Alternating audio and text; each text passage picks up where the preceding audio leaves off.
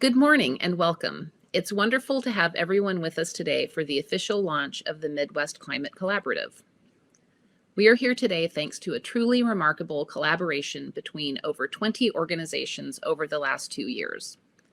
The Midwest Climate Collaborative has been developed with a specific eye toward building new and enduring cross-sector partnerships throughout the Midwest with a vision of a carbon neutral, climate resilient, interconnected Midwest region. Our mission is to develop a coherent Midwestern response to the climate crisis through acceleration of climate action, knowledge, and leader development. So, why focus on the Midwest?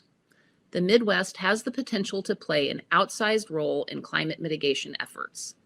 If the 12 states that comprise the Midwest were a country, they would be the 5th largest greenhouse emitting nation on the planet. The Midwest is also home to precious natural assets that will play a role in climate change mitigation and adaptation, from the Boundary Waters to the Ozarks, and from the Great Plains to the Great Lakes. The Great Lakes, for example, contain 84% of North America's surface freshwater and provide drinking water to more than 40 million people. We also have immense talent in the Midwest across sectors, including many dozens of local governments, businesses, nonprofits, and higher education institutions that are already leading climate efforts.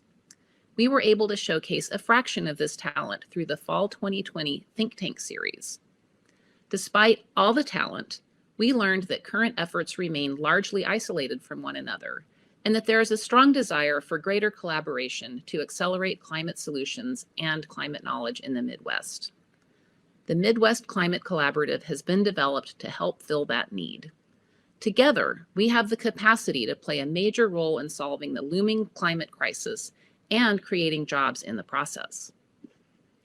We have an incredible program today that begins with keynote addresses by Gina McCarthy, White House National Climate Advisor, and Aimee Witteman, Deputy Assistant Secretary for Intergovernmental Affairs, Department of Energy, followed by a cross-sector panel of Midwest Climate Collaborative founding members. You will have the opportunity to learn about the founding member organizations, including a video highlighting the climate leadership of a subset of members across the Midwest. Hear an overview of some initial projects of the collaborative, and meet new Midwest Climate Collaborative Director. If your organization is not yet a member of the Midwest Climate Collaborative, we hope you will consider joining as you learn more. You can find details on the Midwest Climate Collaborative website. Following the summit this morning, we will resume with a workshop at 1 p.m. Central Time to discuss one of the projects, Advancing a Midwest Climate Research Agenda. Now, I would like to introduce our keynote speaker, Gina McCarthy, White House National Climate Advisor. Having served as 13th Administrator of the Environmental Protection Agency and as President and CEO of the Natural Resources Defense Council, she is one of the nation's most trusted and accomplished voices on climate issues.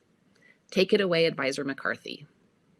Hello, everyone. Let me start off by thanking all of the organizers of the summit. It couldn't be a more exciting time to launch the Midwest Climate Collaborative. As President Biden's National Climate Advisor, I know all our federal agencies are busy working together using every tool at their disposal to deliver climate solutions. But we also know that our success depends on your success. The work that happens at the community level, in our local governments, our nonprofits, our colleges, and our universities, that's the cornerstone that we will need to build on if we hope to succeed. That's why I feel especially grateful for partners like you in the Midwest and across the country. Though I'm not from the Midwest, as if I needed to tell you that after listening to me for a few minutes, I'm so grateful to share this exciting moment with all of you. And I'm proud that the Biden-Harris administration has prioritized its relationship with local leaders as we work together towards a clean energy future. The collaboration that you're launching couldn't be more important because, as you know, and as President Biden knows, the climate crisis is a code red for humanity. And you all see this signs every day wherever you look. like the unprecedented flooding across the Midwest, the wildfires that have been so frightening and destructive, producing smoke that travels hundreds of miles away, impacting air quality all across the country, and the extreme heat that's plaguing both our urban and our rural communities.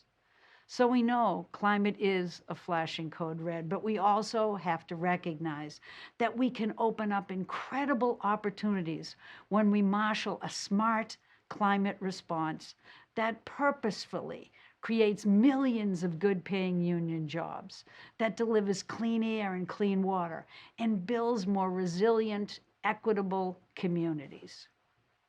To seize these opportunities, President Biden has made a climate action a top priority of his administration. And in just year one, we've made huge progress. Overall, we've set a goal for 2030 to reduce our emissions by 50 to 52% so that we can reach net zero by 2050. And to get there, we created a national climate task force, bringing together agencies all across the entire federal government to work together in every sector of our economy. In the power sector, for example, we're heading for 100% clean electricity by 2035. In this past year, we've achieved records for new installations of wind and solar power. And transportation is a priority for President Biden as he's rallying our automakers and our auto workers around a 2030 goal that half of the new vehicles sold have to be electric. That's going to create a lot of jobs in the Midwest and in other parts of this country. And on buildings, we just launched a new partnership with 33 state and local governments. It's called the Building Performance Standards Coalition, and it's all about working on policies that reduce emissions from buildings, work that will lower energy bills, and create union jobs through energy efficiency upgrades as well as home electrification.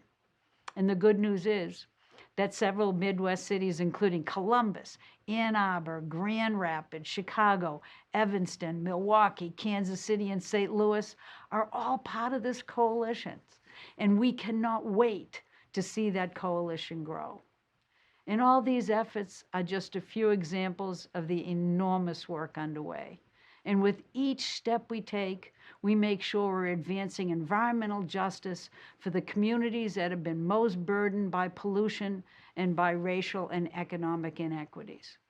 We launched our Justice 40 initiative to make sure we deliver to those disadvantaged communities at least 40% of the overall benefits from federal climate investments in clean energy and climate change.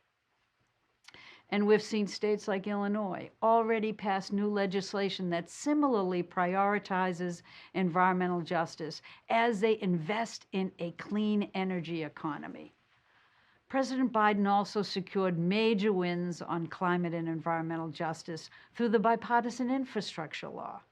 It makes our country's largest investments ever in upgrading our power grid so we can deliver cleaner, lower-cost electricity across the country, and building our resilience to extreme weather, and cleaning up pollution from Superfund sites and orphaned oil and gas wells, replacing lead pipes, which is still especially prevalent in the Midwest, so that every person, every child in America can turn on their tap water and drink to make sure that they have clean, fresh water every day. You know, improving public transit, including through new routes, more accessible stations, and electric buses, remains a key priority, as well as building a national network of electric vehicle chargers with a focus on underserved communities. And Midwest states like Illinois and Indiana and Michigan and Minnesota and Wisconsin are already collaborating with us on EV charging infrastructure in their regions. So as you can tell, we're proud of the progress we've made in just 1 year, but we know how urgent this climate crisis is, and we know that communities like yours are clamoring for more resources to take action at the speed and the scale that science demands.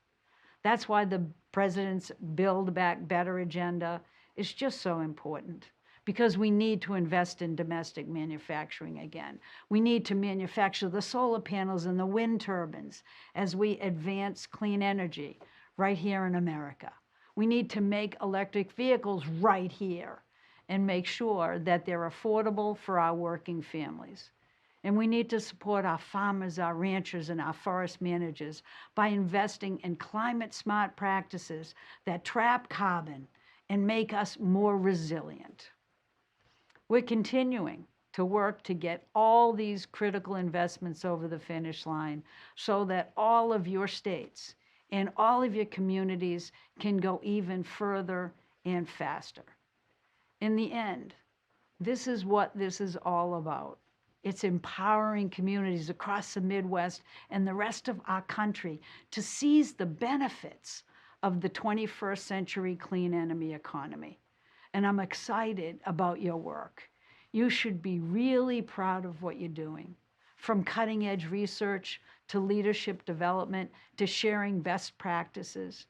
By accelerating climate action in the Midwest, you are building enduring partnerships that will help keep all of us moving ahead. And for us here in Washington, we are paying attention so that we can keep learning from leaders like you.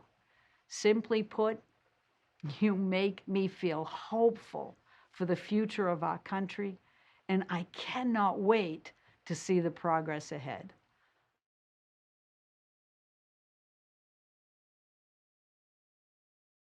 Good morning and welcome. I'm Abigail Forstner with Northwestern University, and it's my pleasure to introduce Aimee Witteman, a mission-driven advocate for climate action and clean energy transformation. Aimee currently is serving in the Biden-Harris administration as Deputy Assistant Secretary for Intergovernmental Affairs at the U.S. Department of Energy. At DOE, she is building and leading a new team of regional specialists charged with connecting the department's resources and technical assistance with local communities, states, tribal nations, and external stakeholders. She brings 20 years' experience to the job in leading philanthropic, policy, and grassroots campaigns aimed at state and federal initiatives. Previously, Aimee was director of U.S. States Policy at Energy Innovation, and before that, she founded and led the McKnight Foundation's Midwest Climate and Energy Program, focused on clean energy leadership in the Midwest region for over a decade. Aimee, please take it from here. Hi, everyone. My name's Aimee Witteman. I'm serving in an appointment to the U.S. Department of Energy as the Deputy Assistant Secretary for Intergovernmental Affairs, and I'm thrilled to provide remarks for the launch of the Midwest Climate Collaborative today. I've spent the better part of the last decade considering the role of the Midwest as the country and the world turn from the fossil fuels that have enabled our lives and livelihoods to a decarbonized economy that will mean cleaner air to breathe, more affordable, reliable energy, and good-paying union jobs for our region. I also am a Midwesterner. I trace all of my work in environmental and social justice back to my love for this unpretentious, beautiful place that was cultivated at a young age growing up in north central Wisconsin, among the lakes and rivers, the dairy farms and diverse communities, and to the public liberal arts education I received in primary school and at the state's flagship land-grant university. Growing up in the Midwest taught me what it means to care deeply for a place, and I apply those lessons and passion to the biggest challenge facing all of us here and across the world. I would argue that the Midwest is and must be in the vanguard in our battle to tackle the climate crisis. We have the human capital, the natural resources, and the history of progressive policy leadership that our communities, our country, and our planet need. Climate change is extremely complex. So how do we identify which steps are the most critical? First, President Biden has set an ambitious North Star goal towards which we must align all of our actions. And that's to limit dangerous warming. We must cut emissions in half by 2030. By focusing within the Midwest on key venues that matter, on key sectors that matter, and on big policy and regulatory levers, we can make significant progress towards this North Star goal. Let's start by breaking down the problem into some of its component parts. To start with, we know that the United States is one of the top carbon emitting countries in the world.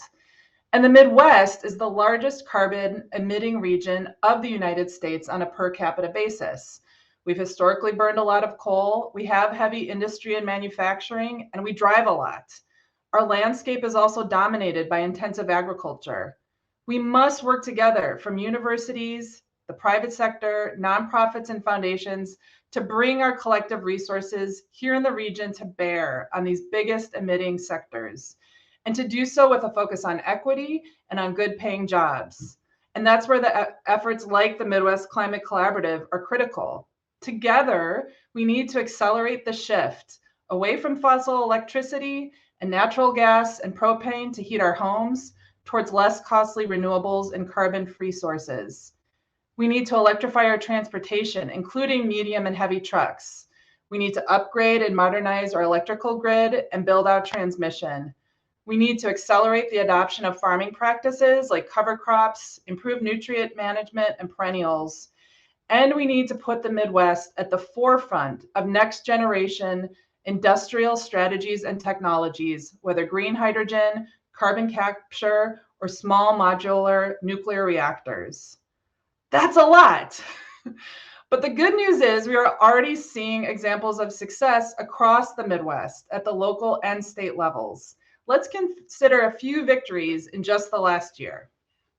The most prominent was the passage of the Climate and Equitable Jobs Act in Illinois last fall. CEJA is historic, not only in its scale, but because it brings the state of Illinois to 100% clean energy by 2045 by prioritizing equity.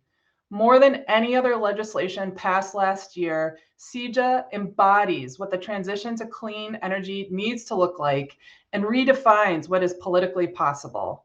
You combine sustained grassroots power with leaders like Governor Pritzker, who ran on a platform of 100% clean energy, and we've moved the ball way down the field in showing the country what bold, equitable climate action looks like, and it's right here in the Midwest.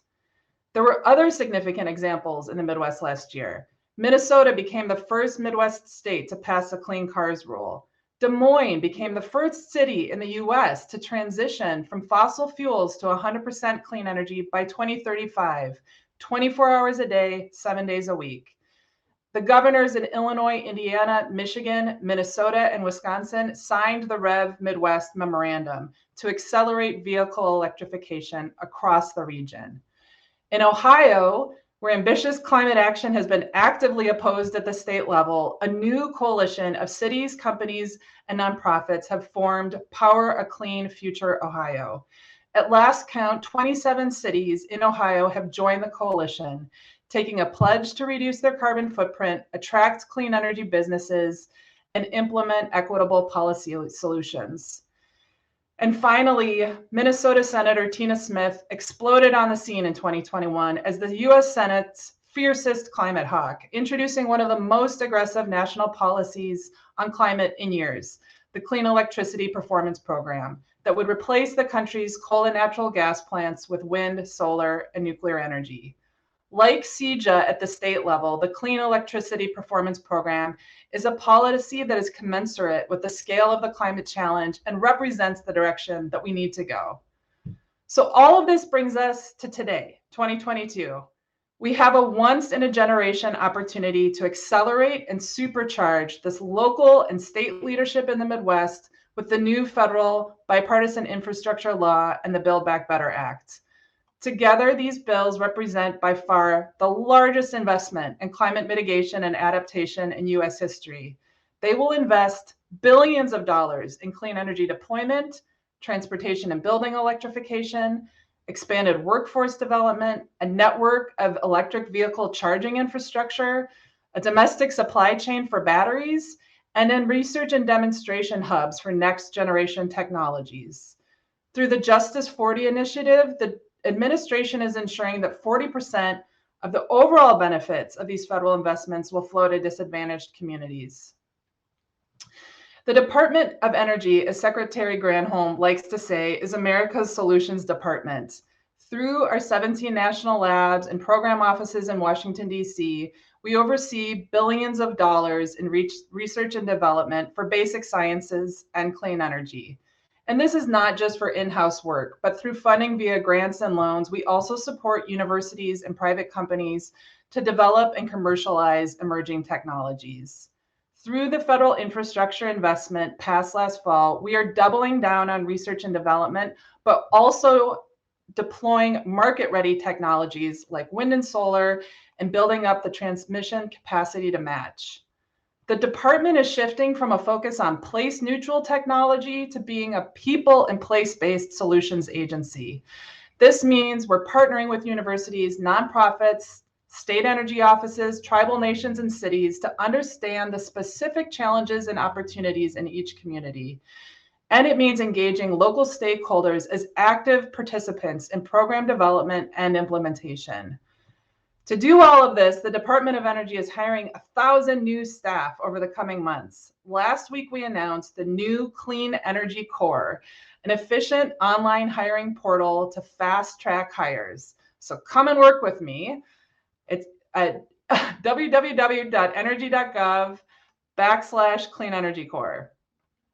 To maximize the impact of this once-in-a-generation federal investment, which might be our best opportunity in the next decade to slow the climate crisis, we must leverage collaboration across all levels of government and across universities, the private sector, nonprofits, and philanthropy. In closing, I want to underscore the importance of the Midwest Climate Collaborative in this moment and to make a call for action and partnership.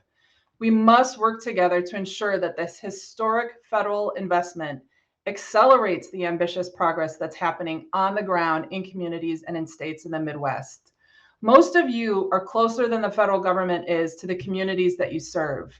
And in many cases, non-federal entities like state energy offices, public utility commissions, and departments of transportation command meaningful discretion over how federal dollars are used. They are important venues in the Midwest. There's also a critical role for universities, labs, nonprofits, and foundations to ensure the federal infrastructure dollars are invested in ways that will yield the biggest climate benefits. You can work with your local and state governments and communities to ensure that technical assistance and capacity building are provided for priority communities to access federal programs. The communities have access to policy analysis and modeling that can help them plan for aggressive electrification. And that materials research in science departments of universities and labs are aligned with the direction we need to move, including technology innovation that's necessary to decarbonize industry around the world and to ensure that workers from Ohio to Illinois and beyond can supply the green materials that the global economy needs to prosper.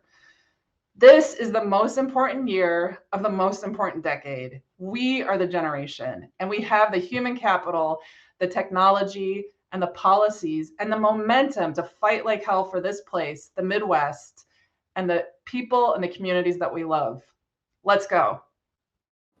It's great to be with everyone today as we launch the Midwest Climate Collaborative. My name is Phil Valco, and I serve as the Assistant Vice Chancellor for Sustainability at Washington University in St. Louis. I had the pleasure of serving as a program chair and MC for the fall 2020 and summer 2021 Midwest Climate Summit virtual events. Thanks to deep engagement from over a dozen organizations, we are here today to officially launch the Midwest Climate Collaborative. I now have the great pleasure of introducing the founding director of the Midwest Climate Collaborative, Heather Navarro. Heather was most recently serving as an alderperson in the city of St. Louis, where she spearheaded a host of climate-forward legislation, including the first building energy performance standard in the Midwest, solar-ready requirements, and an EV-ready building code, among many other accomplishments. Heather previously served from 2013 to 2020 as the executive director of the Missouri Coalition for the Environment, a statewide environmental advocacy organization. In that role, she was actively engaged with the Mississippi River Collaborative, the Missouri Clean Energy Coalition, and many other collaborative efforts. A Washington University graduate, Navarro earned both a bachelor's degree in environmental studies and arts and sciences in 2001 and a JD from the School of Law in 2008. Her legal practice was primarily with a public interest law firm representing clients in racial and disability discrimination matters. In addition to this experience, Heather was a fellow with the Public Leaders for Inclusion Council in 2021 and has served on the Missouri Municipal League Board, as well as a variety of other local, state, and national boards. Heather's originally from the Midwest, having grown up in Kankakee and Bloomington, Illinois. She spent time studying in Australia and working in Guatemala. She enjoys exploring the outdoors wherever she goes and especially loves the Northwoods of Wisconsin and the Ozark foothills, both of which she visits regularly with her husband and their 4 children. Take it away, Heather. Thank you, Phil. It feels like the work I've been doing the last 20 years has been in preparation for this moment. I started my undergraduate career in an interdisciplinary program focused on environmental issues. Growing up in the flat stillness of central Illinois, I felt lucky to travel to the Four Corners and to Hawaii as part of my education, but I always looked forward to coming home to the rolling prairies and the roiling rivers that I've known since childhood. And I've come to appreciate that it's not jagged mountain ranges, volcanoes, or even our vast oak hickory forests here in Missouri that alone make a place special. It's the people, the relationships, and their sharing of the land and its history that give a place deeper meaning. And it's through those relationships that people can begin to shape its future together. And that's what the Midwest Climate Collaborative is about, shaping a carbon neutral, climate resilient, interconnected future together, not just for us here in the Midwest, but with national and international implications. Before we look too far ahead to the future, I want to share a land acknowledgement. We would like to acknowledge that the Midwest occupies the ancestral lands of numerous Indigenous peoples, many of whom were removed forcibly and unjustly. Today, I am talking to you from St. Louis, Missouri, and would like to acknowledge the Osage Nation, Missouria, and Illini Confederacy. We honor the Indigenous peoples who stewarded this land before us, as well as those tribal nations in the present-day Midwest that continue to do so. We recognize their invaluable contributions to the Midwest today and their long-standing work to preserve our shared home. My home city is a place that intimately bears the scars and legacy of racism and colonization. Once this land was a refuge to escaped African slaves who paddled up the Mississippi River and settled here. For generations, this city has been ground zero for the competing histories of racism and resistance to racism. This history of removal, resistance, and resilience is not unique to St. Louis. It defines many of our Midwestern cities, and I look forward to learning those stories too.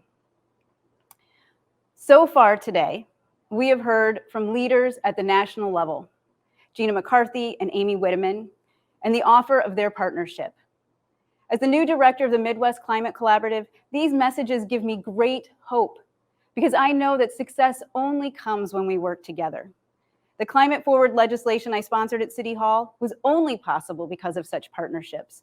As a local elected official, I simply did not have the capacity to do the technical research, host a year of stakeholder meetings, and draft complex legislation while handling all of my other duties.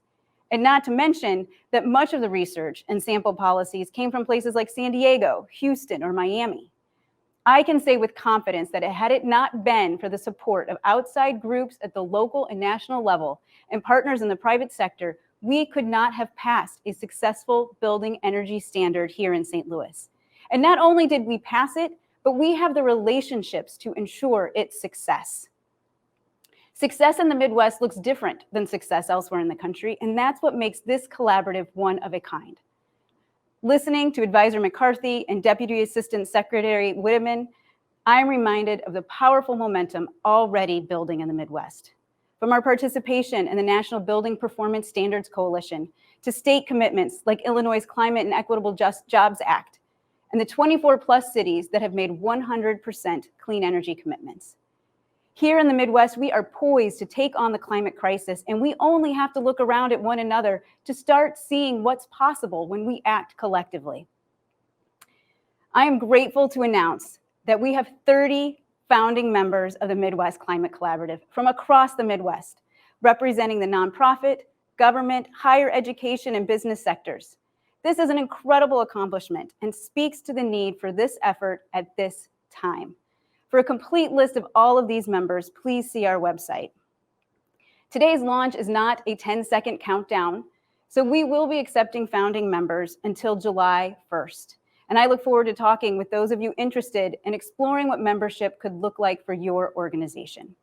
You can learn more and indicate your interest by signing up on the website midwestclimatecollaborative.wustl.edu.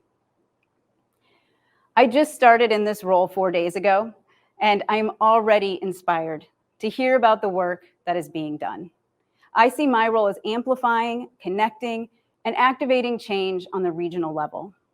Some of the things that excite me about our newly formed collaborative are connecting the research and the emerging leaders from our academic institutions to the businesses and government sectors who are making decisions every day that have profound effects on our environment, health, and economy. Building a network of educators from K through 12 and higher education to bring more experiential learning to our students and an expanded community of practice to educators. And sharing best practices from emergency preparedness plans and wetland mitigation to building code updates and decarbonization strategies. Connecting, building, sharing. That is what I will be doing for our members.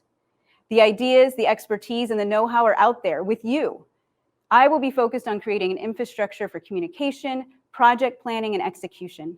I will be working closely with the steering committee to chart a course, and I will have more details about all of this in the coming weeks. To be successful, our efforts must be inclusive from the beginning, and they must put equity at the center. As we have seen with the pandemic, existing disparities are exacerbated in times of crisis. It will take intentional planning and action to ensure that the work of the collaborative aims to overcome disparity, racism, and injustice across rural, suburban, and urban communities. I am coming into this role with great excitement for the work ahead of us, but also a sense of urgency. I don't take career changes lightly, and while I am glad to be back amongst many of my peers in the environmental arena, I am here because I need to be. The climate crisis is not waiting, and we must act now. I see today as a roll call of sorts. Who is here and what do we bring to bear on this challenge? I'm happy to say that we bring quite a lot from the White House and the Department of Energy, schools and universities, nonprofits, our partners in business, and local and state governments. I hope that all of you will see me as a resource to advance your efforts, to connect them with others so they can be amplified and replicated across the Midwest. I want to see all of you be successful because I know that our future depends on it. So let's find out who's all here today. On your screen, below the video player, you should see an option to participate in our word cloud. In the box, please share your city and state and hit enter, and your answers will populate a word cloud to give us an idea of who is joining us today. Please be sure to include both city and state so we know if you're tuning in from Springfield, Illinois, or Springfield, Missouri, or the one where Bart Simpson lives, and I have no idea what abbreviation that is. So I look forward to seeing where you all are coming from because I know that we have people tuning in from all 12 states across the Midwest. All right, so make sure you find that little box. Great, wonderful. We've got Wisconsin, Indianapolis, folks from Iowa, Chicago, Milwaukee, Bloomington Normal, my hometown, welcome. Ferguson, just down the road. And please, if you can, please include your state abbreviation. That really helps because I know we've got cities in multiple different states. I see Michigan, Madison, Columbia. Wonderful, welcome everyone. All right, this is great. Oh, we even have some folks from outside the Midwest. So it's wonderful to see all of you here today. Please keep adding those in there, and I look forward to meeting all of you. Today's event is being recorded, so please share this content with your colleagues. Now we're going to hear about a couple of the projects already underway through the collaborative. First, we'll hear from Abigail Aderomu at Washington University, and then Sarah Fortner at Carleton College, followed by a video highlighting current climate leadership from a subset of our founding members. Let's go to Abigail. I am excited to share our work developing a framework for a cross-sectoral Midwest-focused climate mitigation and adaptation research agenda. With the Midwest Climate Research Agenda, we want to bridge the gap between research and practice, listening to and understanding questions and challenges from practitioners and researchers.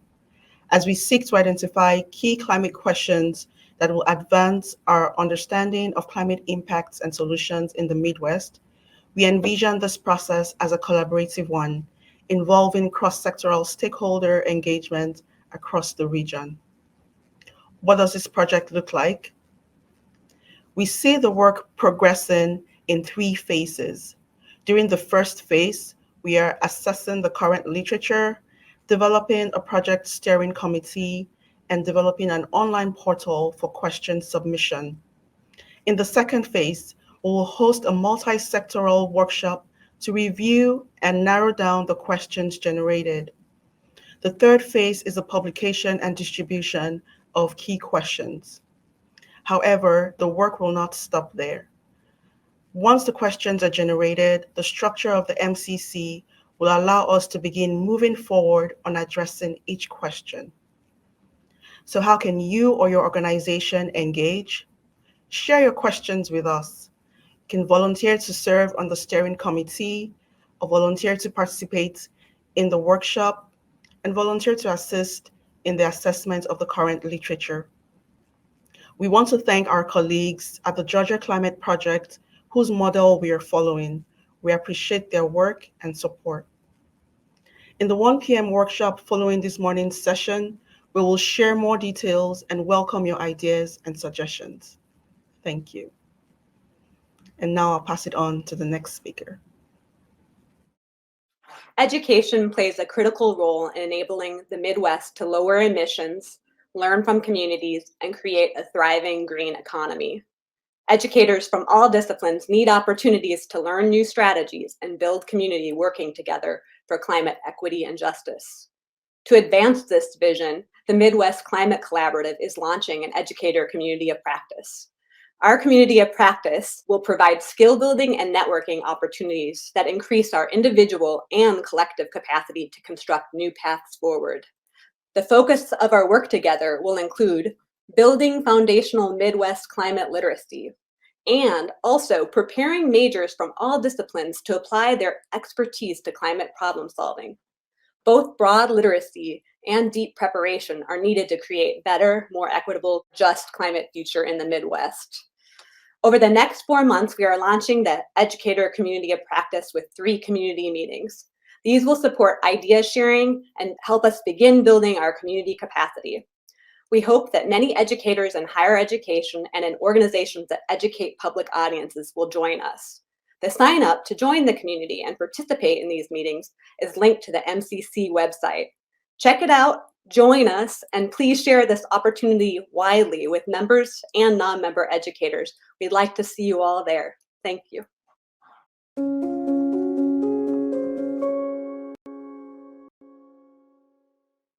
Good morning. I'm joining you from Washington University in St. Louis's Danforth campus, located a few miles from the confluence of the Missouri and Mississippi rivers. Climate change is already having direct impacts on our community, largely due to the increase in extreme weather events here in the Midwest. This includes a greater number and severity of flooding events that devastate crops, homes, and infrastructure, and a greater frequency of heat waves, which are amplified by the urban heat island effect and disproportionately impact our most vulnerable populations. The effects of climate change on our region will only become more severe in the coming decades if we fail to take action. Here at Washington University, we have been making significant strides to advance climate action for more than a decade. Through our interdisciplinary and community-engaged teaching, we have expanded the climate and environmental curriculum across our academic schools to train the next generation of climate leaders. Faculty throughout our institution are engaging in critical climate mitigation and adaptation research. Our greenhouse gas emissions are 22% lower today than their peak in 2010, despite growing our campus space by 13%. We have made progress electrifying our campus utility systems, with more projects planned in the years ahead. We've installed over 2.7 megawatts of on-site solar, and in 2020 alone, we earned LEED Platinum certifications for 5 buildings. Throughout the last year, our community has been engaged in strategic planning to define the vision for Washington University's future. A focus on the environment, climate change, and sustainability has been an integral part of this process, set to be finished in the spring of 2022. As we consider how to meaningfully and intentionally address our existential climate challenges, we look forward to advancing critical work across teaching, research, operations, and community impact. We are proud of Washington University's work launching the Midwest Climate Collaborative and look forward to ongoing collaborative climate action throughout the Midwest.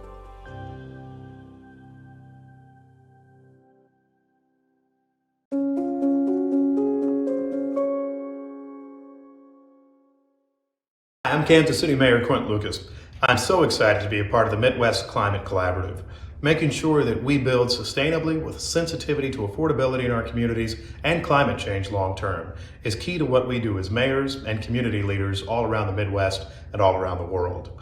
I look forward to sharing Kansas City's efforts, but also learning a lot about all that we can do to do better by our world and all of the people of our communities today and for generations to come.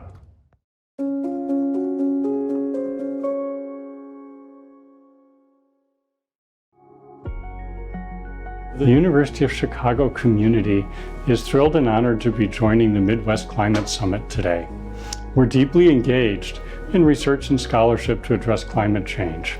Across the campus, scholars in the humanities, economics, social sciences, science and technology, all disciplines are involved in identifying solutions and developing applications. Scope of our research is global, but we're also focused on our local community on the south side of Chicago. We're building partnerships with our neighbors to help them work through the problems of climate and sustainability challenges.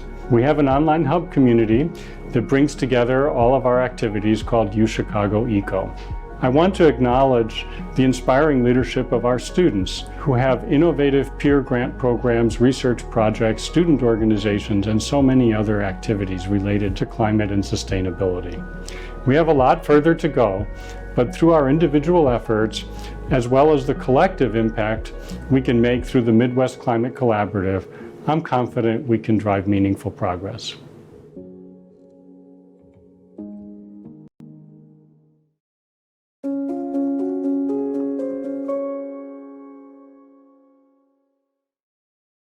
Hello, my name is Kathleen Haggerty, and I serve as the provost at Northwestern University in Evanston, Illinois.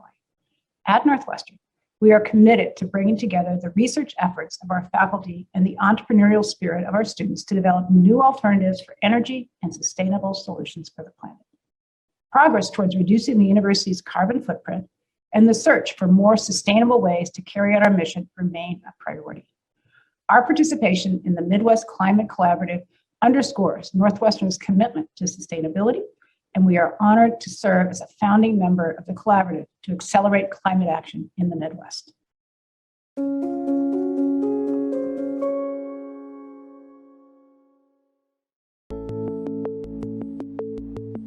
I have a hope that ERI will really become a key solution space for climate and environmental impacts in Indiana and beyond, frankly. We've developed some programs here that are already exciting people throughout the Midwest and around the country. These are our programs where we build resilience in communities, coupling with neighborhoods and towns and mayors, both Republican and Democrat. They're all liking what we're doing. Now in Indiana, about half of communities have a greenhouse gas inventory, and a whole host of them have climate action plans ready to go. And this is largely because of IU students and faculty who've been engaged in the process. The Midwest Climate Summit is critical to exchange ideas on the science of climate. So Midwest does share some similar climatic zones, right? And we're also being faced with similar climatic impacts over the century. So what we can do is start sharing the science and start sharing the solutions, right? So we have to have mitigation to reduce the net impacts, plus of course some degree of adaptation and resilience building. And I think that the Midwest Climate Summit will bring not just universities together, but nonprofits, governments, and other sectors of the economy together to really build Midwest solutions.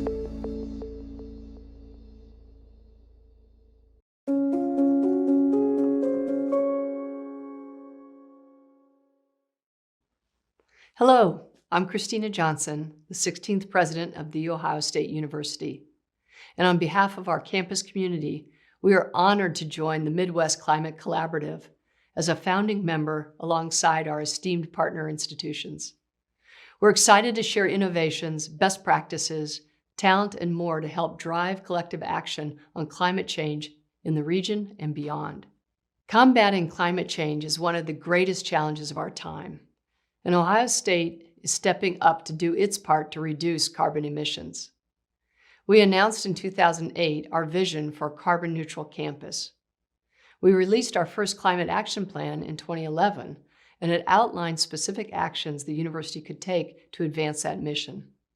Between 2015 and 2021, we decreased carbon emissions by more than 28%, and we know that's still not enough.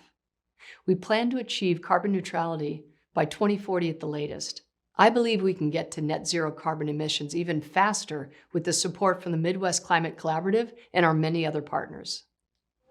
Recently, we broke ground in our new innovation district on the Energy Advancement and Innovation Center created in partnership with Ohio State Energy Partners, a consortium made up of ENGIE and Axiom Infrastructure.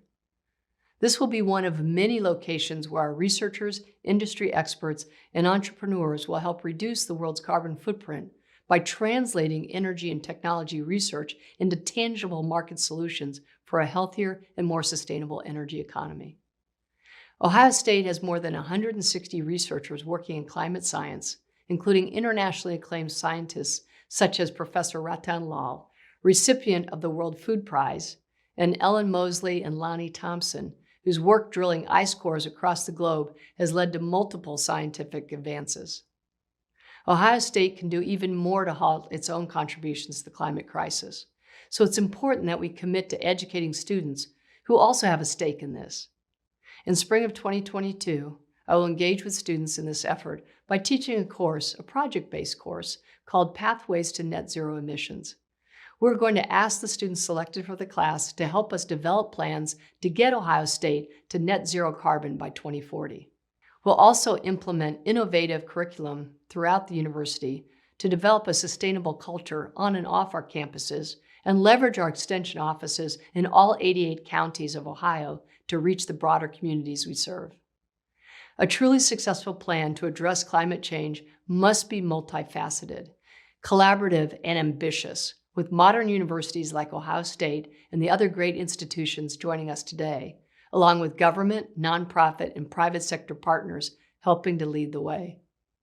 We are focused on education and research that will cultivate the next generation of climate leaders and bring more innovation to the local and global stage. Thank you again to the Midwest Climate Collaborative. We're looking forward to continuing this vital work together.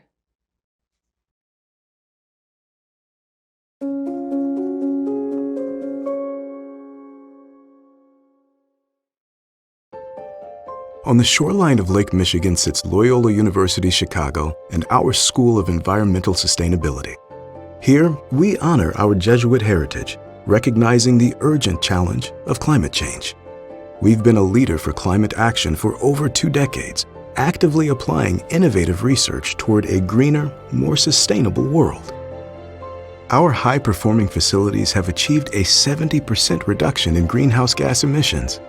We have more green roofs than any other school in the Midwest, and with our climate action plan, we will be a carbon-neutral university by 2025. But our resolve goes further than our own footprint. Since 2012, our university core curriculum has had an environmental issues course requirement, and through our flagship School of Environmental Sustainability, hundreds of future climate leaders are supported and inspired to act. We do this because for over 150 years, we've been called to a mission of doing good in the world. We know embracing our responsibilities today will usher in breakthroughs impacting all of humanity tomorrow. At Loyola University Chicago, we are called. Called to create a more just and sustainable world. Called to rise up and take action. Called because tomorrow depends on it.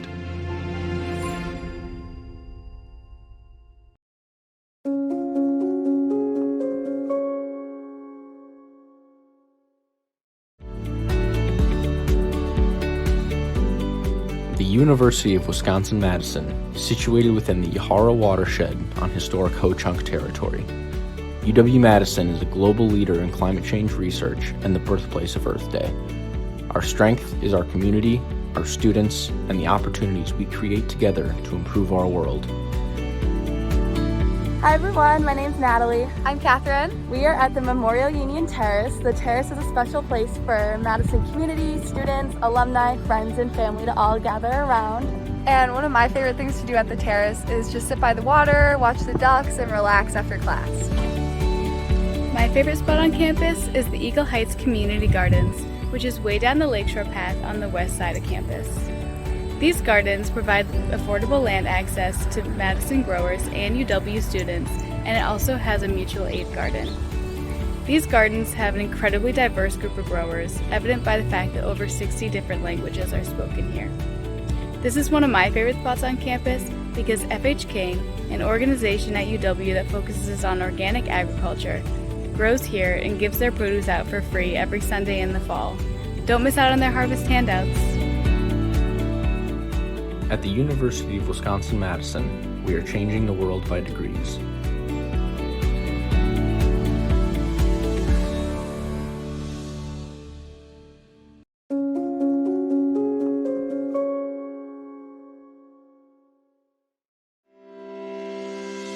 Across the world, sustainability is becoming an expectation, covering every area, from personal care products to life science. At Millipore Sigma, we realize the best way to maximize our impact is to drive sustainability into our product portfolio. That means introducing and re-engineering products to support the work of more than 1.6 million customers.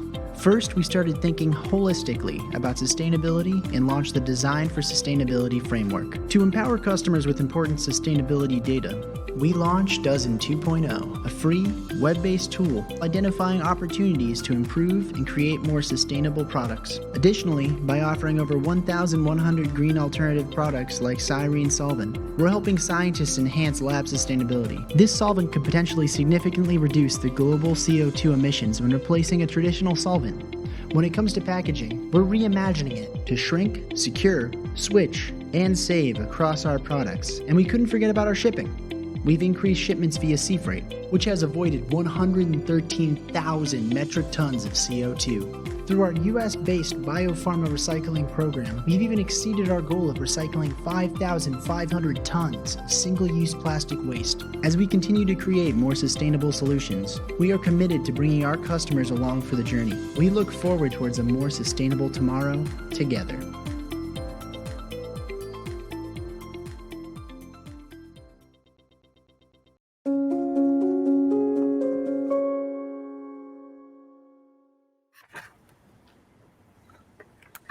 Hello, thank you for those wonderful video submissions. Those were just a handful of our new founding members, and you can check out all 30 on our website.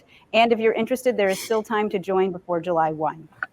So now we are moving into the next segment, which is a panel discussion about the Midwest Climate Collaborative and what's possible.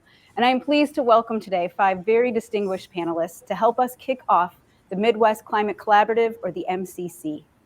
This morning with us is Lieutenant Governor Mandela Barnes, who serves as Wisconsin's 45th Lieutenant Governor. He is the first African-American to serve in that role and the second African-American elected to statewide office in Wisconsin.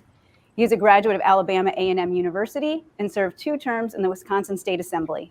He serves as the chair of the Governor's Task Force on Climate Change and also serves on the Governor's Health Equity Council, the Wisconsin Missing and Murdered Indigenous Women Task Force, and many others. The Lieutenant Governor uses a platform of sustainability and equity to fight for solutions that invest in opportunities and fairness for every child, person, and family in Wisconsin, regardless of zip code. Welcome, Lieutenant Governor Barnes. Next, I'd like to introduce Mayor Quinton Lucas. Mayor Lucas serves as the 55th mayor of Kansas City. His priorities are making Kansas City's neighborhoods safer, creating more accessible and affordable housing and public transportation, maintaining efficiency and transparency in governance, and improving basic services. He is a graduate of the Cornell Law School, and he previously served on the City Council. As mayor, he has led Kansas City in launching an innovative zero-fare transit initiative and the city's first ever Tenants' Bill of Rights.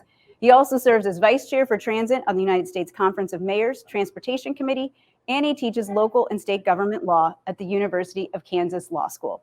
Welcome, Mayor Lucas. Also joining us is Jacqueline Hollins. She is Global Manager for Product Recycling and Innovation at MilliporeSigma. Jacqueline has more than 25 years of experience within the life science industry. She holds a bachelor's in biological sciences from Hood College and has 9 years of lab experience, having performed multiple techniques in the fields of molecular and protein biochemistry, immunology, and cell biology at Johns Hopkins University, Northwestern University, and Oxford University. She leads and develops MilliporeSigma's initiatives and programs that meet the sustainability needs for customers. She has implemented a variety of product recycling options and is currently working on developing innovative recycling solutions for the life science industry. We're glad to have you with us, Ms. Hollins. And next, Bernadette Woods-Plackey is an Emmy Award-winning meteorologist and director of Climate Central's Climate Matters, a program that offers data analyses, graphics, and other reporting resources to nearly 2,000 local TV meteorologists and journalists to help them tell their local climate stories. Woods-Plackey develops partnerships with media organizations, nonprofits, and academic institutions in her leadership role with Climate Central, and serves as an expert on the links between climate change and weather. She holds a BS in meteorology and a minor in French from Penn State University. She carries both American Meteorological Society certifications, Television Seal of Approval, and Certified Broadcast Meteorologist, and she serves on the Board of Trustees for the Watershed Institute and as a science advisor for Sea Change Conversations. Welcome, Ms. Woods-Plackey. And we are also fortunate to have with us our final panelist, Professor Jennifer Haverkamp, the Graham Family Director of the Graham Sustainability Institute at the University of Michigan. She's an internationally recognized expert on climate change, international trade, and global environmental policy and negotiations. She has served as Special Representative for Environment and Water Resources with personal rank of Ambassador in the U.S. Department of State and led U.S. climate negotiators to a successful international agreement under the Montreal Protocol. She's also served as the Assistant U.S. Trade Representative for Environment and Natural Resources, as a Special Assistant in the U.S. Environmental Protection Agency's Office of Enforcement and Compliance, and as an attorney in the U.S. Justice Department's Environment and Natural Resources Division. Most recently, she's been active on the Planning Committee for the Midwest Climate Collaborative. So thank you, Professor Haverkamp. So we are going to dive right into some questions because you all heard me just usher a mouthful there. So we are going to dive into some questions about the value of a Midwest collaborative and your insights in how we can be most successful. If you in the audience have some of your own questions, please feel free to put them in the chat, and I will pose as many of these as I can a little bit later. So we're going to kick this off talking a little bit about some of your collaborative accomplishments so far. So the MCC, the Midwest Climate Collaborative, aims to unlock the power of cross-sector collaboration to accelerate climate mitigation and adaptation efforts in the Midwest. So I'm going to ask each of you to please speak to the ways in which your organization currently collaborates effectively across sectors and your thoughts for how to harness the potential of cross-sector collaboration to advance climate work in the Midwest. And I'm going to first direct this to Professor Haverkamp, and you can talk to us a little bit about the University of Michigan, and then we will go to Lieutenant Governor Barnes and Mayor Lucas. So Professor Haverkamp. Great. Thank you so very much for the question and for having us here on this panel today. And Heather, welcome to your new job. You're doing great in your first couple of days. I want to answer the question or respond to your question by first saying that climate change is such an urgent problem that cross-sector collaborations are essential to achieving the success that we need. Just like the government is talking about taking a whole of government approach to addressing the problems, we have to take a whole of economy approach to finding those solutions. And for us at the University of Michigan, that means taking our responsibility as a public research university very seriously to engage with the communities that we serve in the state and outside and work together to identify the research questions that are of greatest interest and need to our partners and work forward in that area. The institute that I direct, the Graham Sustainability Institute, has a long tradition of being that kind of bridge to stakeholders from business, government, nonprofits, communities, and the academic research talent at the university to shape together the kind of questions that need answering. We put together advisory committees to support along the way. I think that's a useful model to think about as we go forward together through the Midwest Climate Collaborative. Another way that we're trying to work together at the University of Michigan is with the cities in the three cities where we have campuses. One thing that we've done recently is our Flint campus, the University of Michigan at Flint, has been collaborating with the city of Flint to develop the city's environmental sustainability plan. And I could go on, but I want to hear from everybody else. Great. Thank you, Professor. And next, Lieutenant Governor Barnes, if you can talk to us a little bit about how you see cross-sector work happening in Wisconsin and how you think that can be leveraged on a greater scale here in the Midwest. Absolutely. I want to first thank the Midwest Climate Collaborative for hosting the panel and for all the great work that you're doing, all the great work to come. I want to thank all the fellow panelists as well. It is incredibly important for us to collaborate on issues like this. And I think one of the more recent awesome examples that I'm excited about is the regional partnership with 5 Midwestern states, Wisconsin, Minnesota, Indiana, Michigan, and Illinois for electric vehicle transportation infrastructure. Now, when we talk about issues of climate change and how we solve them, we have to be very cognizant that the solutions for California or Florida are not the solutions for the Midwest, simply because we don't get the amount of sun. But we do have other opportunities, especially with our huge agriculture footprint here in states like Wisconsin, where we can look at an industry that is often gets the finger pointed at them, but could also be the key to us solving this climate crisis. I mean, there are so many opportunities that are right in front of our faces, but if we work together as a region, exploring the opportunities, or thinking about the convenience of transporting energy from one place to another, like, we are planning to get a decent amount of wind energy from Iowa, which is exciting for me because, while we are theoretically all in the same region, we still don't have the same amount of wind here in Wisconsin across the entire state. So these sort of partnerships are going to be the key to us moving forward. And even with our task force, we have organizations like Badger Hollow Solar Farm in Iowa County. They have a partnership between the Wisconsin Public Service Commission and Madison Gas and Electric.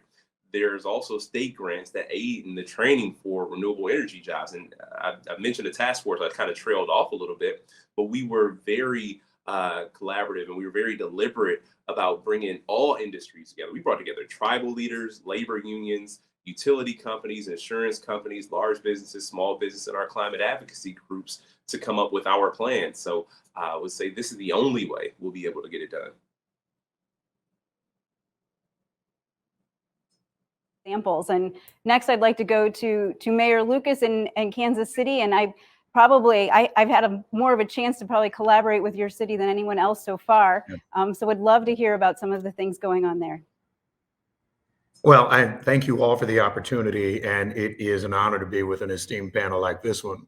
When I think about climate collaboratives and climate collaboration, I actually think of my first few days in college. I went to Washington University in St. Louis for my undergrad, and I showed up in a dorm room, and somebody was talking to me about recycling, and I said, we don't do that back in KC. I lived in an apartment. We moved around a lot.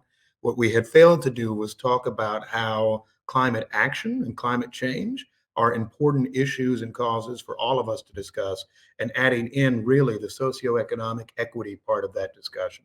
So much of what we have tried to do in Missouri and St. Louis and Kansas City relates to the fact of how can we make sure that the steps we're taking are ones that actually are linked to and discussed with everyone in our community.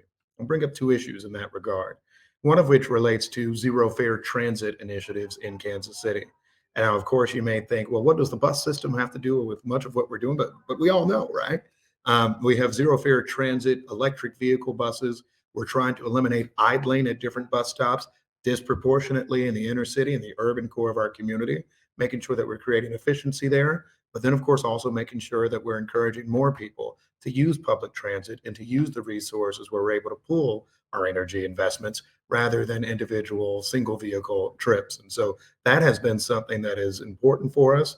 And part of the collaborative discussion is how we can actually both encourage other cities to be a part, but also leverage our strength with the Department of Transportation federally to show that while investing in bridges and roads is very important, why would you subsidize a 4-lane highway that's taking through suburban communities if you can't also at least invest in inner city urban core transit? So that's been one area that is incredibly important for us.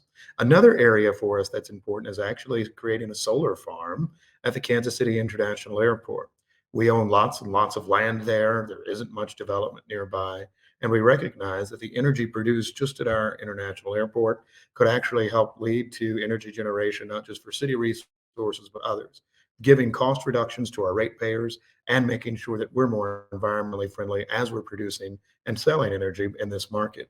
And so those two areas are the sorts of things that I think have been important for Kansas City and where we've gotten great support from the collaborative. But I will note this. They take dreaming and they take people saying that it is possible. And importantly, take people to say that, yeah, there are a lot of other things that go on every day for a politician. I know the lieutenant governor knows that, and any mayor in America is saying, you haven't plowed the streets, you haven't fixed crime, you haven't fixed the schools, you haven't done that. Why are you talking to me about this? Important for us is linking why this, right? Why climate change matters to our communities. And that's what I think much of this collaborative is all about.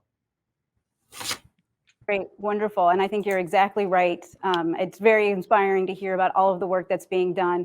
And I definitely want to hear, we're going to hear more examples coming up in a little bit, but I would like to move next to Ms. Plackey Woods. If you can talk to us a little bit about, in your mind, what makes the Midwest unique and how does regional collaboration advance climate work? And after Ms. Plackey Woods, I'd like to hear from Professor Haverkamp and Ms. Hollins as well. So Ms. Plackey Woods, if you could first tell us just a little bit about what makes the Midwest unique and how does regional collaboration advance climate work?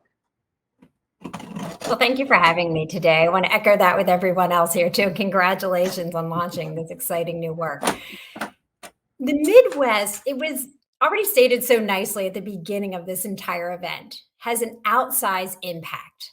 The thing is, with climate change, we have challenges, but we also have opportunities, right? And the Midwest does contribute to some of the challenges we see with factories and farming practices. But in those same spaces, we already know some of the solutions that can advance our practices with farming, our practices in our manufacturing sectors, and what we manufacture in those sectors, to the growth of electric vehicles and batteries and the materials for solar and wind. So all in the same region, we can do all of that, right?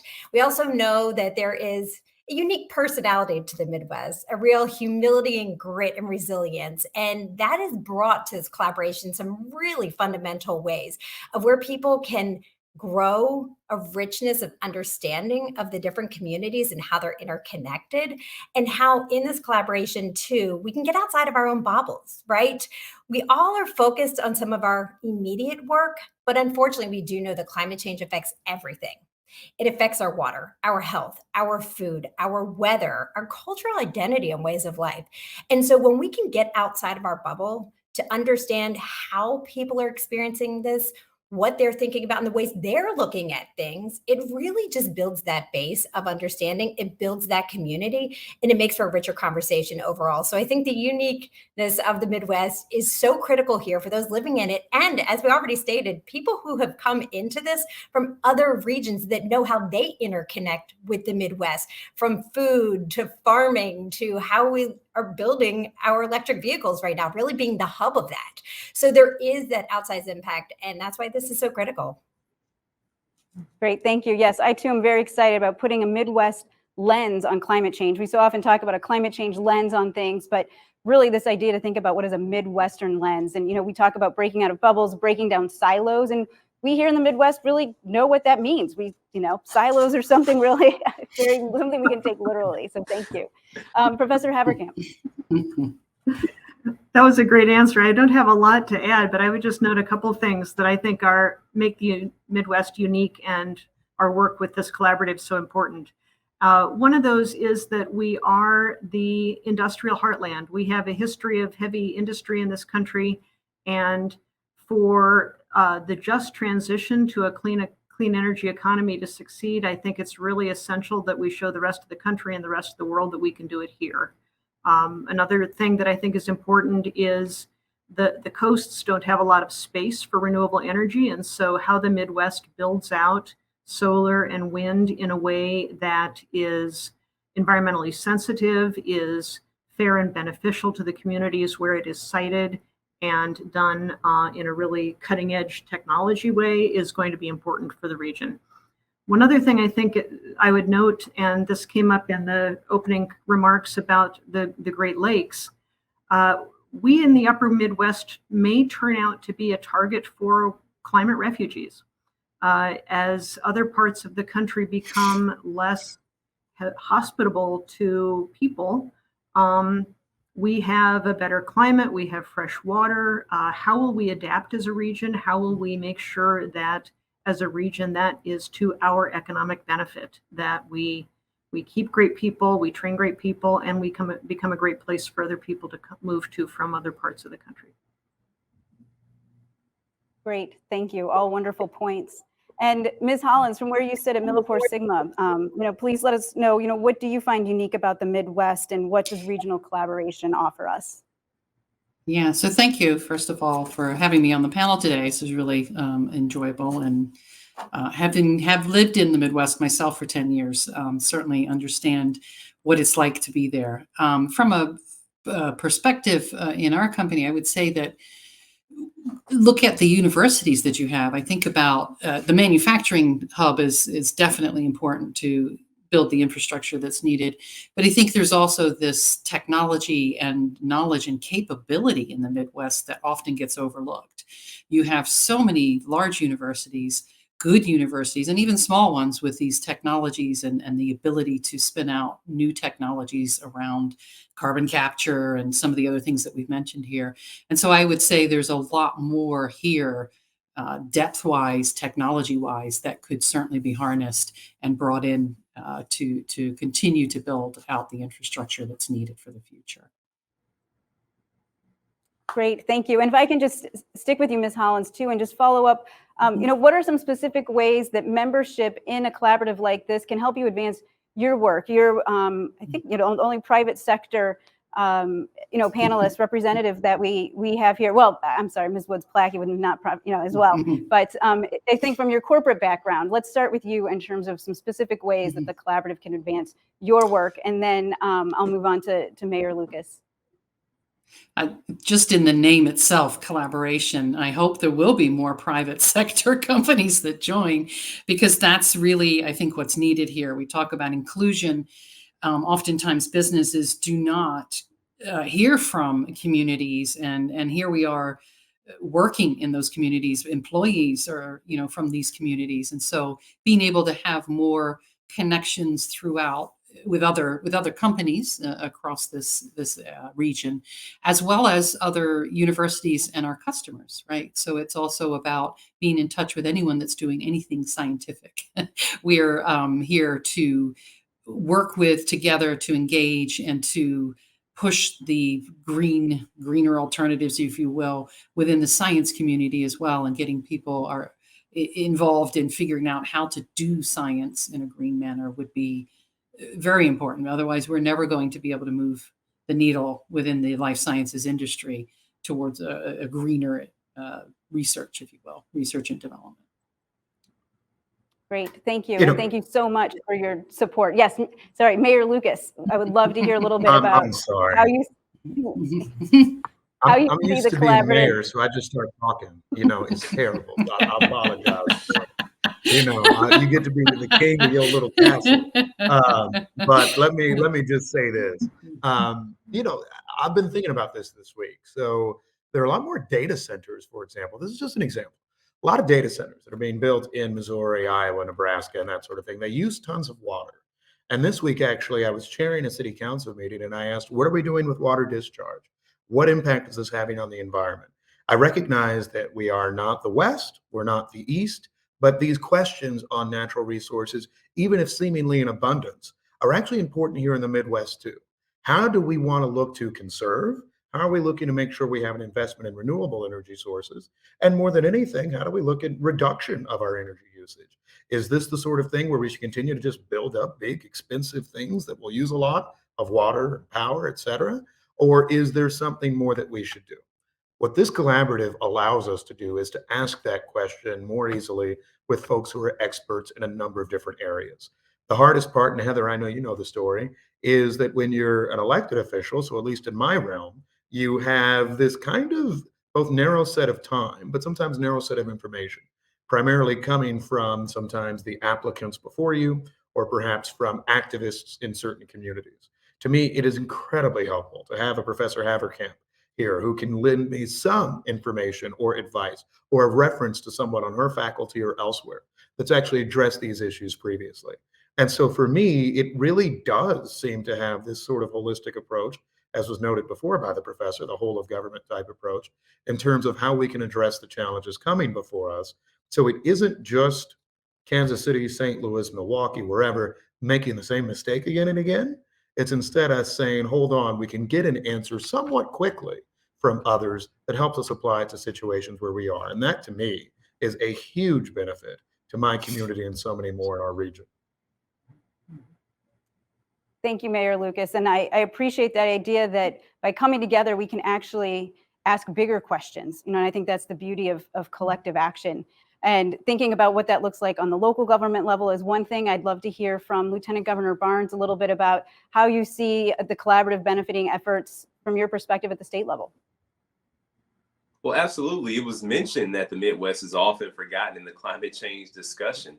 And if we have certain communities that have traditionally been ignored or left behind in the climate change conversation, think about what the impact is when an entire region is forgotten about in this conversation. So not only can we collaborate on action, we can also collaborate on amplifying the challenges that we have. You know, there are heat waves in the Midwest. There are historic flooding events in the Midwest. There are droughts in the Midwest. It almost feels like it's either a never-ending rainy season or a drought. We have issues with crop yields. And, you know, we feed this country. And if our food systems that are already generally broken are even more impeded by climate change, then what does that spell out for the rest of this country, the rest of this world for that matter? So I think it's important for us to be able to come together to acknowledge some of the strengths that we have. And, you know, as was mentioned earlier, there's not a lot of space on the coast. We have vast land potential where we can also, you know, this can be dual purpose land for windmills, solar panels, but still being able to serve some agricultural purpose. There's also the water resources we have, which will be absolutely necessary, critical in the future. And, you know, one thing too, that people seem to forget, there was a hurricane in Iowa 2 years ago, and nobody would ever imagine that. Like, it's still hard for me to wrap my mind around. It's even hard for me to say it out loud. Just the idea, like, it's so separate from, you know, our common knowledge, our common thought. But with the derecho, it came almost just in a matter of seconds. People didn't see it coming. It just, 1 minute was there, or 1 minute it wasn't there, 1 minute it was, and it caused severe destruction. So given these challenges, I do think that the best ways that the MCC can help us advance this work is being able to learn from one another, recognizing that this is not a competition, but it can be a challenge. It can be a healthy challenge. I'm more than happy to take on, you know, the state of Missouri in a rush to get to, you know, zero carbon emissions, right? I'm eager to take on in Michigan or Minnesota in the advancement of renewable energy. But I think that also in that process, we'll get to learn from one another. And being a part of something bigger immediately gives us all credibility and a voice that will move the needle forward. Yes, I think this learning from one another is extremely important, especially because we have so many of the same shared challenges and opportunities here in the Midwest. And I'd like to, you know, hear about some more of the successes and replicable successes that some of you experienced, because I think that's so important to, you know, being able to streamline our efforts, make sure we're not reinventing the wheel, but really learning from each other. So I would like to go to Ms. Woods-Plackey, if you could share with us some of the successes that you've seen and look forward to replicating through this collaborative. Well, you hit on weather there, and a lot of people have referenced weather, and that's near and dear to my heart. Being a meteorologist, we know that climate change affects a lot of things, but I'm going to focus on the weather first here because it not only is getting crazier and more expensive and taking more lives and happening in weird ways and weird times that are really hard to keep up with our current infrastructure, let alone where we need to plan for. But at the same time, it's acting as a solution.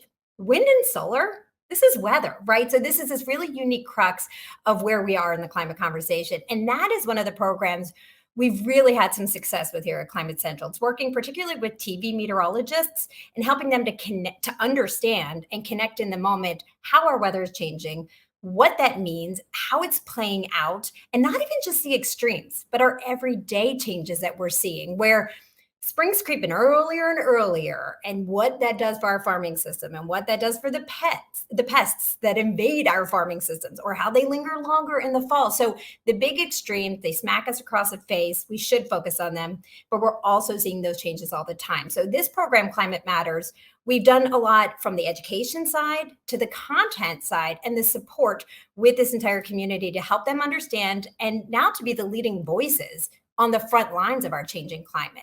And we've taken that program, we've really expanded out to all of media on all platforms, because that's one of the ways that people open up their minds to a subject matter in a new way is storytelling and faces and bringing someone in on that conversation. So that's the critical role of media. But we don't just stop there at Climate Central, working with a range of stakeholders from the academic sectors and the research and helping to understand how things are changing and then breaking it down so that the public can understand, and the different stakeholders that are in different cities and communities, from big cities to rural communities, how this is affecting them and what can be done, because it is a global issue, but you feel it locally, you experience it locally, and you're going to play out those nuances of action locally in slightly different ways, even if there are some economies of scale. Great, thank you. That is really exciting to hear. Very exciting work, and I really look forward to learning more. I'd like to next go to Professor Haverkamp to talk a little bit about, at the university level, some of the successes you see there that could be replicated, amplified around the region. Thank you very much.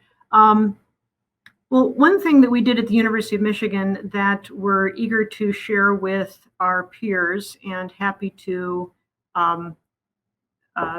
work with is we put together a commission on carbon neutrality that came up with a set of recommendations for how the University of Michigan itself could go carbon neutral.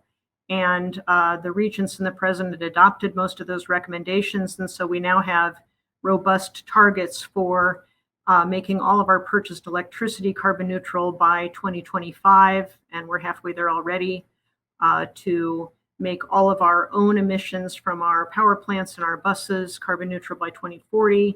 And to set targets for reducing a lot of the emissions from what are called Scope 3 emissions, which are all the things that the services we acquire, the purchases from elsewhere. So that process that we went through, it took us 2 years. It was very extensive, learned lots of lessons on how to do it and how not to do it that we would love to share with others. A couple other things that came out of that that I think could be interesting to be followed by other institutions. One of the recommendations that was adopted and just recently implemented was to create a revolving energy fund for the different schools and colleges within the university, where $25 million, $5 million a year is being put up to find the energy efficiency projects across the different schools and colleges. So that money is given to them to engage in these projects, and then the energy savings that they acquire go back into this central fund to replenish the fund, which is what makes it a revolving fund. We built upon an idea that Yale had started, but we've now implemented it here at the university. We also have a research fund now called the Carbon Neutrality Acceleration Program, which is specifically for faculty to do research in the area of carbon neutrality. And this is because our goal is to find things that are scalable, replicable, usable elsewhere. Making our own campus carbon neutral only takes us so far. Our real impact is going to be on how we share what we learn and the research results that we have, and frankly, the student leaders that we produce. And I just want to end on linking back to the previous question, because I think those of us academic institutions in the Midwest Climate Collaborative, one of the most important things we produce are our students, and we want them to be climate and sustainability leaders, and so that when they leave the university, wherever they go, they're contributing to the solution. And we are we're planning to implement across our different schools and colleges an educational curriculum focused on this. And to that end, I think that the educational collaborative that was talked about, that you mentioned, Heather, and the woman from Carleton mentioned, is something that could be very valuable for our educators. And also the collaborative is going to have an annual student climate conference for students to find each other, get to know each other, and form that leadership network across the region. Thank you. Great, thank you. I'd like to move on and talk a little bit about the climate research agenda. As you know, this is one of the priority projects for the MCC. And I'd like to hear from you all a little bit about what questions and answers would be helpful in advancing Midwestern climate work. So not just necessarily for your organization, but you would like to see us be addressing for the entire region. And how do we ensure that this agenda represents the full range of communities, concerns, and challenges and opportunities throughout the Midwest? So essentially, what questions do we need to be looking at, and how do we ensure that that process is inclusive? And I'm going to start with Ms. Hollins. Okay, thank you. Thinking about, obviously we're in the world of research. So for us, it's about how do we address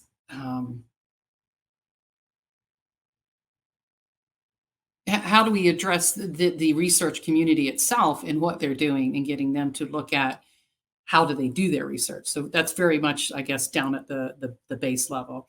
If I look at some of the programs and things that we're doing for the Midwest, I would say, and dear and close to my heart, is the recycling, the infrastructure that doesn't really exist. Everything in the Midwest, because we have all this land in the Midwest, things tend to go into landfill. And so how do you start to build and research and understand some of the other technologies that are out there for taking your plastic back to plastic in those kinds of areas? I would say that that's probably, again, a little more specific, and maybe not exactly what you're talking about. But when we start building infrastructure around recycling, you also start talking about jobs and inclusivity and communities, and making sure that you're taking them into effect and account as you build those things out. So I'm not sure if I'm really answering your question broadly enough, but maybe I got a little specific there.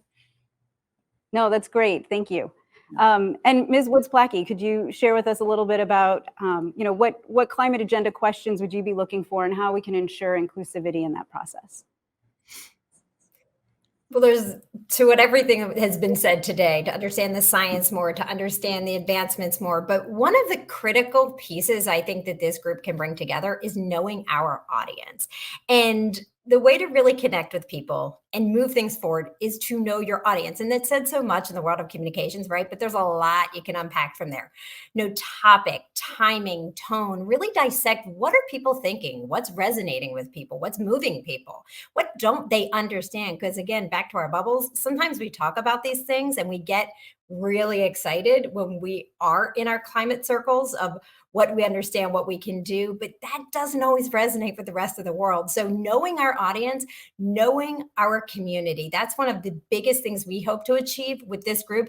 And when you bring more voices and the right voices and a very diverse range of voices to the table, you're going to learn a lot more. And that's what I think can be so rich with this community. Great, thank you. And that is a perfect segue to some audience questions. So we're going to go to the first one, which is for Mayor Lucas. So I know that Kansas City is one of the early members to the Building Performance Standards Coalition. So could you talk a little bit about how cities and states can get involved in that coalition and what that means for Kansas City? Well, one big part of how you can get involved, this is a White House-led initiative, and they have gotten Kansas City as part of it, St. Louis, and a few others. I know they've released information on their website, so you can start there as a source of information. But I think importantly for us, it is looking from a climate sustainable perspective on how we're creating building standards. If you go through kind of a long history of building standards, we've had different goals every generation, all of which are important, all of which build on each other. Fire protection, structural soundness, etc. I think for us now, an important goal for us is how do we make sure that as we're constructing our cities of tomorrow, we're actually looking at the standards that, while not necessarily through ordinance or regulation, are required, are ones where we're strongly encouraging developers, builders, and others to incorporate into the new structures. Then hopefully our legislation and our legal approaches catch up. And so the way we got involved was very simple. We have continued, I think, to collaborate with the White House in terms of what are the better standards and approaches for us. We have been blessed to continue to have development at a time when it is a bit of a challenge. And we wanted to make sure that the Midwest was central to that very real discussion. And so in terms of getting involved, I would encourage you not just to talk to your local leaders, but of course, anyone that are in your buildings departments, other real estate development groups, et cetera, I think is an important part. And our allies on this, and Ms. Hollins mentioned this before, are actually our private sector friends. And it is not actually where we're adversarial.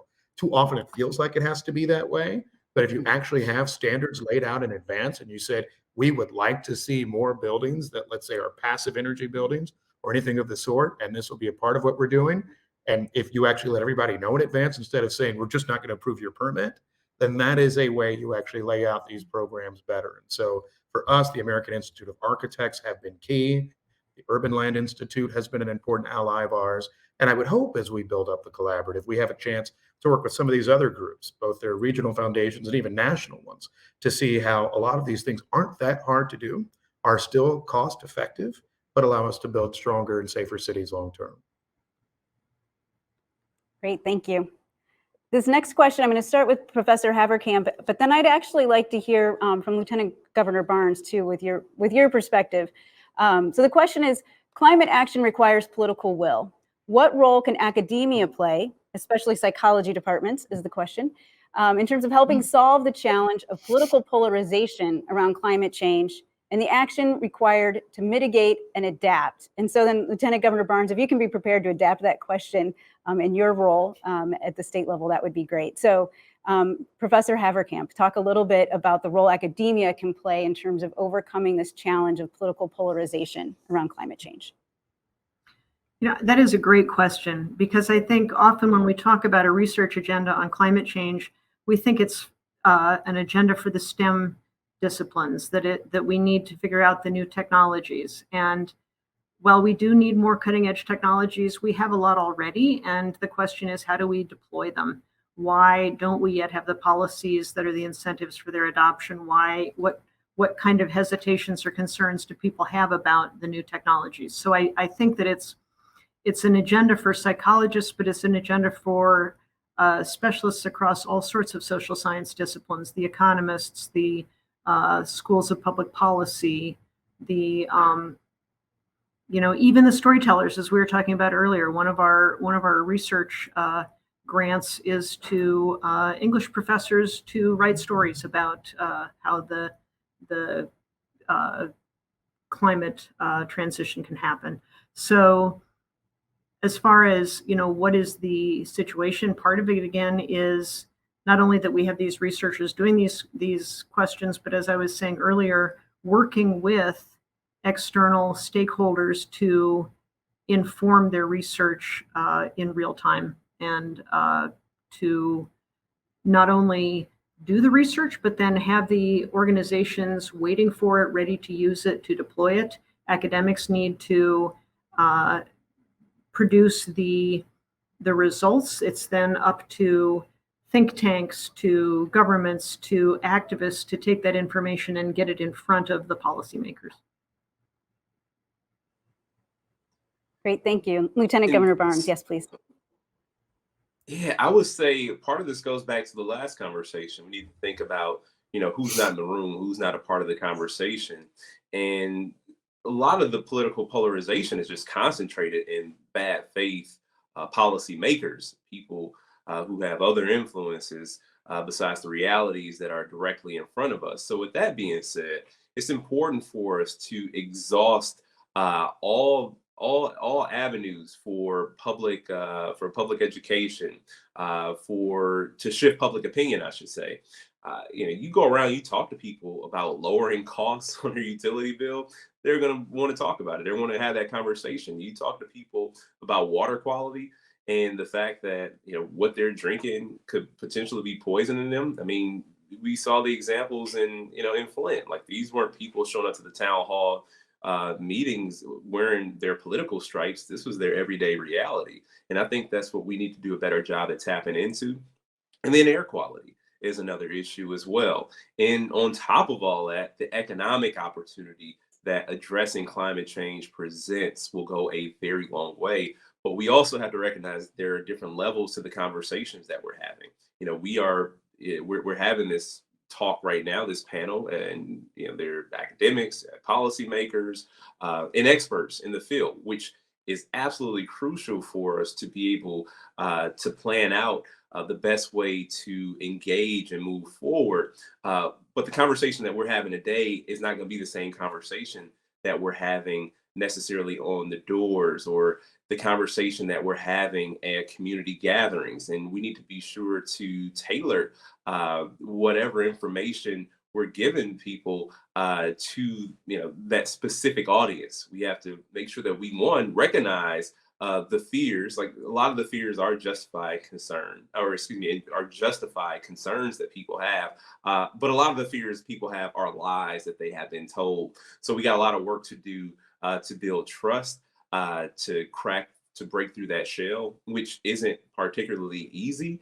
But if we can get as much of people's own reality in front of their faces, and I say that it seems simple, but a lot of times when you've been told that up is not up and down is not down, you may not be open to conversations. And we see this playing out with the pandemic. The people, the stories of folks who've been on their deathbed and still thinking that it's some sort of hoax. People who are refusing, the vaccines even after seeing a loved one, lose their life to the virus, right? So there's a lot of work that unfortunately we have to do to be able to establish fact from fiction. But on the whole, more than enough people, I do feel, would be open and receptive to those conversations. And I've had them before. We have a number of Republicans and conservatives who are working with groups like Renew Wisconsin to do what they can to sway lawmakers who've been a little bit more resistant, but also to do the work to shift public opinion. Great, thank you. Very important work. We've got time for just a couple of more questions. There's so many wonderful questions coming in the chat, and we'll definitely save all of these because they're going to be very beneficial as we move forward. But I would like to go to an important question. This is for Mayor Lucas. With the transformation of our energy production system, how can cities and municipalities collaborate with public and private sector to ensure lower income and historically marginalized communities are not left behind?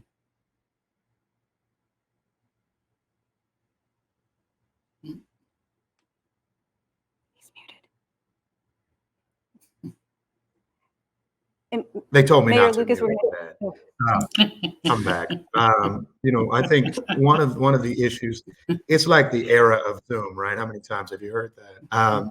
I think one of the most important issues for us is actually, as we're receiving infrastructure dollars, how do you actually improve things like piping systems in your cities? And something that we've done in the housing arena in Kansas City is to make sure that as we're looking to home repair, both minor and major, you're actually getting into a number of the areas where we have been delivering unsafe water, unsafe lead pipes, actually allowing for better weatherization efforts. And so it's making sure that you're not actually just seeing new dollars as something that speaks only to who knows what, consultants and other broader based programs, but you're actually looking at how services are delivered in certain communities. That's one. I think another area, though, is actually communication, which was brought up earlier. How do you make sure that when we are talking about new investments in sustainability efforts, that it isn't really just, for better or worse, a suburban or kind of higher educated urban conversation, which sometimes in the city context, we get in trouble of doing. What that means is actually your messengers often need to be from the community as well. And so what I would encourage and what we've asked for from support is from some of our private sector partners and public sector partners, both at the utility level, the builders that we had mentioned before, to actually spend time at our neighborhood meetings, district meetings, particularly when they come back in person, to talk about new efforts that they're taking to help weatherize homes, to make sure that actually while there's funding available from our water department or water services, that people actually avail themselves of it. And we're certainly, like many other communities, under an EPA consent decree program where we're spending $5 billion on improving our water system. How do we make sure that rather than using gray infrastructure in those areas, we're building green infrastructure improvements that those neighborhoods and those communities actually want? The way you make sure they want it is you actually tell them what's coming along the line later and say, do you just want a giant sewer that looks like a subway that you will never see? Would you prefer a good public park or community center? And that's the sort of thing that I think we're trying to do to make sure that there is that long-term collaboration. But it is earlier communication. It's more frequent communication than we've had in the past. And it's actually kind of, I'm going to sound far more conservative than I am. It is having government seem smaller, right? It's actually having government or the utility not just knock on the door and saying this thing's happening, but instead saying we're under a demand for these changes. How do we make sure you relate to it better? Great, thank you. So for our final question, which I'm going to pose to each of you, I'd like you to think about climate work in the Midwest and what gives you hope or makes you optimistic. And I'm just going to ask you to share a few words or a phrase, and I'm going to start with Ms. Plackey Woods. Ms. Woods Plackey, I'm sorry. That's fine. What gives me hope is people. It's the spirit of people. Climate change is such a big issue because it's affecting people. It's harming people in some really serious and profound ways. But it's the people that are going to move this forward. And just even having a snapshot of today from high leaders in leadership down through communities, it's those people that are going to move this forward in their understanding. So what really gives me hope is the people. Thank you. Lieutenant Governor Barnes. Yeah, just want to thank everybody for participating in this. And this is what makes me optimistic. So many people coming together to have these conversations. And, the fact that this conversation is much more in the mainstream is we see the doubt fizzle away, day after day. We see more people understanding and embracing, unfortunately, because their lived realities force them into recognizing that climate change is real. But we know what a clean energy future could mean. We know what it should mean, especially to a region like the Midwest, the industrial Midwest. And the transition from the, again, Rust Belt to a Green Belt is not impossible at all. In fact, it's the most likely of scenarios if we are going to get out of that economic crisis as well as the climate crisis. So I'm really optimistic about all the opportunities that lie ahead of us and the new technologies that have been developed to get us there. Wonderful. Ms. Hollins. Yeah, thank you. I reverberate what has already been said here, but I think what I see is the ability to accelerate. The Midwest has the opportunity now through this group to really accelerate their adoption and changes that need to be made so drastically. So that's really what gives me hope, is the ability to accelerate those changes. Thank you. Mayor Lucas. Sometimes there's this view that creativity can only be born from scarcity, but I happen to think that the opportunities that we have with abundance in some situations allow us to plan better in terms of how do we use our water resources to help support not just our urban areas, our agricultural areas, et cetera. How do we make sure that we're actually that example and that template for good planning long-term, both for the American city as we grow out with the space we have, but also then how do we balance it with Midwestern kind of purple state and some of us in red state politics? We don't have the fortune necessarily of being able to shout about the climate and having statewide candidates always elected to it, Lieutenant Governor Barnes accepted. And so we find ourselves in a position where you really do have to test your communication. And you really do have to make clear to everybody, this does matter in a way that we know, as was noted before, our industrial sector matters, everything else does. This is important, and there are good, cost-effective, pro-business, ways to get these things done. And I think the Midwest creates, partially because we're challenged with doing it, creates an opportunity for us to lay that out for the rest of the country. Great, thank you. And Professor Haverkamp. I think one thing that gives me hope is seeing that people increasingly are recognizing the urgency of the problem, that the effects of climate change are already here, that the report of the Intergovernmental Panel on Climate Change has made so many people recognize that we are at the beginning of a critically important decade. And when I see that we've created this Midwest Climate Collaborative as a structure for within the Midwest starting to tackle together some of these problems of great urgency, that's a reason for hope. The other reason for hope is that the young people, at least that I'm seeing at the University of Michigan, and I know are across the other academic institutions in the region, they get it. I'm surprised, frankly, that they're not angrier than they currently are at the rest of us, but we need to figure out how to harness that. And I think that this collaborative is one way to help do that. Thank you so much. You all give me tremendous hope. I want to thank all of you for being our panelists today, and especially for taking the step to join the collaborative as a founding member. I can't imagine a better way to start a new position than hosting a panel like this. I feel like I just walked up to the mountaintop for sage advice and inspiration.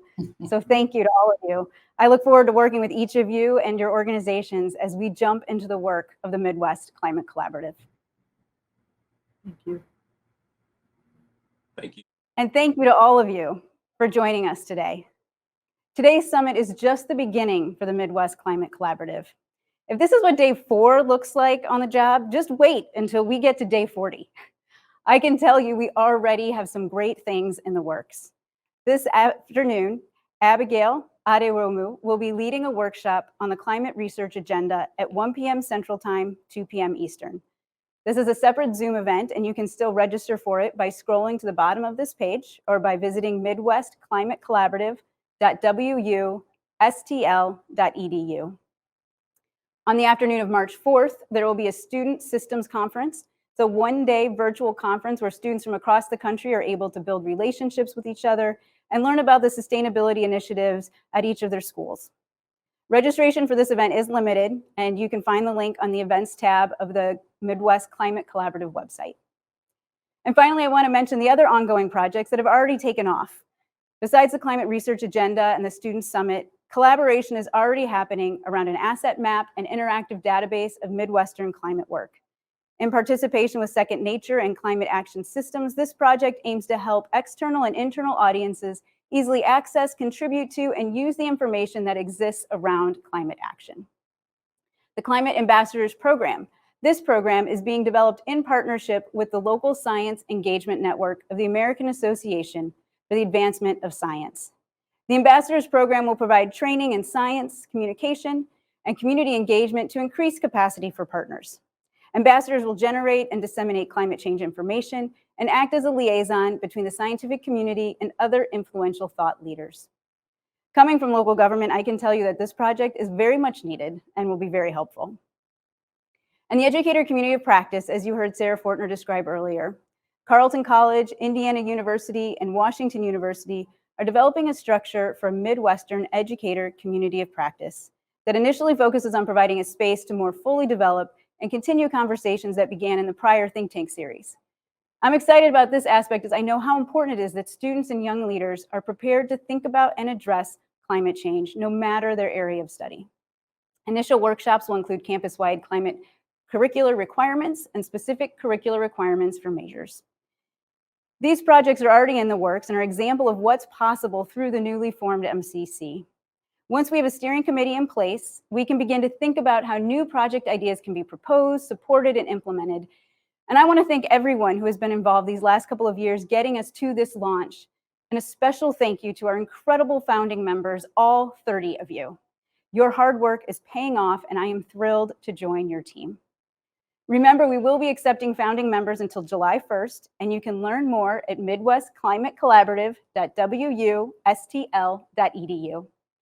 I want to thank Advisor McCarthy and Deputy Assistant Secretary Aimee Witteman for joining us today. To everyone who participated in this launch and everyone who worked hard behind the scenes for weeks leading up to this event. I want to especially thank Millipore Sigma and Washington University for sponsoring today's event. I hope you are already thinking about ways you can connect. When people across the globe start to think about innovative climate change solutions and the places that are making a difference, I want them to think about the Midwest. We all have more in common than simply being known as flyover country. Just like all of the great confluences in the Midwest, the Kaw and the Missouri and Kansas City, the North and South Forks of the Platte, and the Ohio and Mississippi rivers, we are coming together today. Things might be a little turbulent for a while, but like a good floodplain river, we are going to wind our way through the challenges ahead of us, channeling our collective power to shape our communities for a cleaner, healthier, and more equitable future.